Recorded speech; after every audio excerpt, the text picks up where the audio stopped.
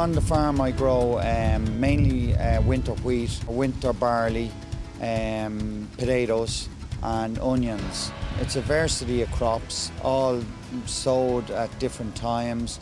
In the autumn we're busy seeding winter wheat and winter barley. In the spring we're focused on the potatoes and on the onions. And it makes tillage farming very interesting that there's no one day the same. You're always moving from different crops, different things to be done. There's no set routine on a tillage farm.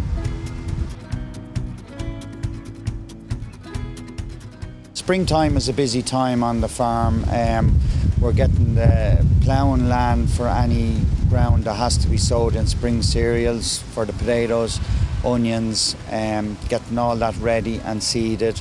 We're also applying fertiliser to the winter crops that have already been planted in the autumn and looking after them for weeds and disease through the whole spring, summer. And that leads then into the summer where we start to harvest.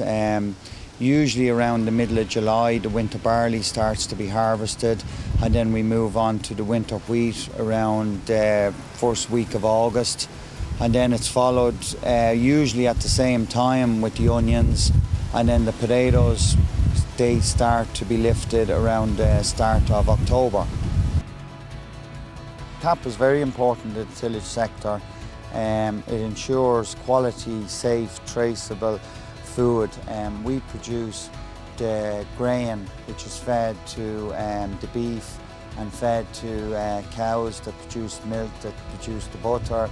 And while we don't directly export grain, we ensure that the quality is there for the other sectors of agriculture. Under convergence of direct aid, we will be moving towards more the European average. At the moment, Ireland as a nation is at the European average, but some farmers receive higher payments and some receive lower, and the new scheme is to try and bring those more together. In a tillage farm, the most important asset you have is your land. It has to be nurtured and cared for. Every 3 years we try to subsoil the land, which is going on in the background.